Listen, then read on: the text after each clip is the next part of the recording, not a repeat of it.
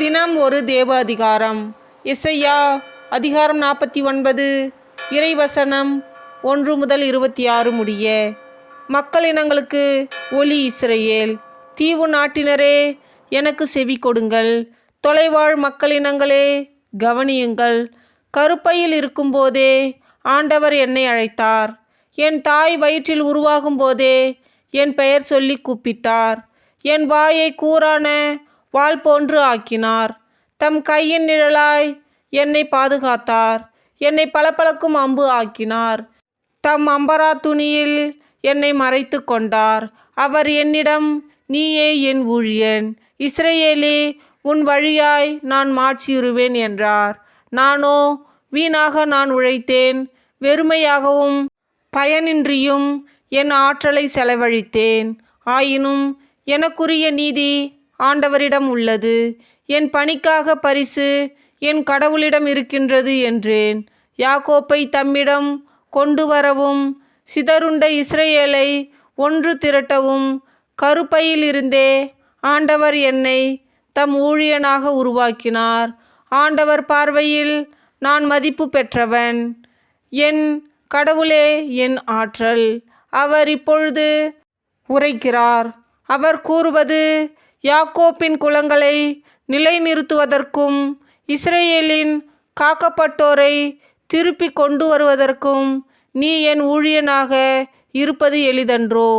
உலகம் முழுவதும் என் மீட்பை அடைவதற்கு நான் உன்னை பிற இனத்தாருக்கு ஒளியாகவும் ஏற்படுத்துவேன். மனிதரிடையே பெரிதும் இகழப்பட்டவரும், நாடுகளுக்கிடையே வெறுத்தொதுக்கப்பட்டவரும், ஆட்சியாளர்களின் பணியாளருமானவருக்கு இஸ்ரவேலின் மீட்பரும் தூயவருமான ஆண்டவர் கூறுவது இதுவே. உண்மையுள்ள ஆண்டவரை முன்னிட்டும், உம்மை தேர்ந்து கொண்ட இஸ்ரவேலின் தூயவர் பொருட்டும் அரசர்கள் உம்மை கண்டு எழுந்து நிற்பர். தலைவர்கள் உம்முன் தலை வணங்குவர். எருசலேம் மீட்கப்படுதல். ஆண்டவர் கூறுவது இதுவே. தகுந்த வேளையில் நான் உமக்கு பதிலளித்தேன். விடுதலை நாளில் உமக்கு துணையாயிருந்தேன். நாட்டை மீண்டும் நிலைநாட்டவும், பாழடைந்து கிடக்கும் உரிமை சொத்துக்களை உடைமையாக்கவும் நான் உம்மை பாதுகாத்து மக்களுக்கு ஓர் உடன்படிக்கையாக ஏற்படுத்தினேன்.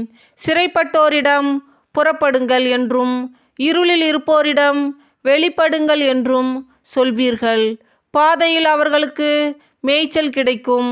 வறண்ட குன்றுகள் அனைத்திலும் பசும்புல் வெளிகளை காண்பர்.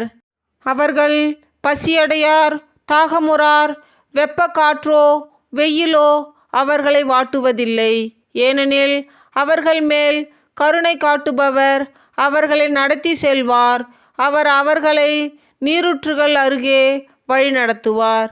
என் மலைகள் அனைத்தையும் வழியாக அமைப்பேன். என் நெடுஞ்சாலைகள் உயர்த்தப்படும். இதோ இவர்கள் தொலையிலிருந்து வருவார்கள்.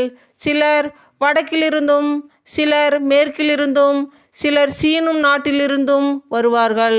வானங்களே மகிழ்ந்து பாடுங்கள். மண்ணுலகே களிக்கூறு. மலைகளே அக்களித்து ஆர்ப்பரியுங்கள். ஆண்டவர் தம் மக்களுக்கு ஆறுதல் அளித்துள்ளார். சிறுமையுற்ற தம் மக்களின் மீது இரக்கம் காட்டியுள்ளார். சியோனே, ஆண்டவர் என்னை கை நெகிழ்ந்து விட்டார். என் தலைவர் என்னை மறந்து விட்டார் என்கிறாள். பால் குடிக்கும் தன் மகவை தாய் மறப்பாளோ? கருத்தாங்கினவள் தன் பிள்ளை மீது இரக்கம் காட்டாதிருப்பாளோ? இவர்கள் மறந்திடனும், நான் உன்னை மறக்கவே மாட்டேன். இதோ என் உள்ளங்கையில் உன்னை நான் பொறித்து வைத்துள்ளேன். உன் சுவர்கள் எப்பொழுதும் என் கண்முன் நிற்கின்றன. உன் பிள்ளைகள் விரைந்து வருவர். உன்னை அழித்து பாழாக்கியோரும் உன்னை விட்டு போய்விடுவர். உன் கண்களை உயர்த்தி சுற்றிலும் பார். அவர்கள் அனைவரும் உன்னிடம் ஒருங்கே வருகின்றனர். என் உயிர் மேல் ஆணை, நீ அவர்கள் அனைவரையும் அணிகலன் போல் அணிந்து கொள்வாய். மணப்பெண் அணிவது போல் அணிந்து கொள்வாய் என்கிறார் ஆண்டவர். பாழடைந்து அழிந்து மண்மேடையாய் போன உன் நாட்டின் பகுதிகள் இப்பொழுது மக்கள் குடியிருப்பதற்கு மிகவும் குறுகியதாயிருக்கும். முன்பு உன்னை விழுங்கியவர் உன்னை விட்டு வெகு தொலைவுக்கு செல்வர். உன் துக்க காலத்தில் பிறந்த உன் பிள்ளைகள் உன் செவிகளில், இந்த இடம் எங்களுக்கு மிகவும் நெருக்கடியாயிருக்கிறது, நாங்கள் குடியிருக்க போதிய இடம் தாரும் என்பர். அப்பொழுது நீ, இவர்களை எனக்கென பெற்றெடுத்தவர் யார்? நான் பிரிவு துயரால் வாடினேன், மலடியாயிருந்தேன், நாடு கடத்தப்பட்டு துரத்தப்பட்டேன். அப்படியிருக்க இவர்களை ஆளாக்கிவிட்டவர் யார்? நான் தன்னந்தனியாய் விடப்பட்டிருக்க எங்கிருந்து இவர்கள் வந்தார்கள் என்று உன் உள்ளத்தில் சொல்லிக் கொள்வாய்.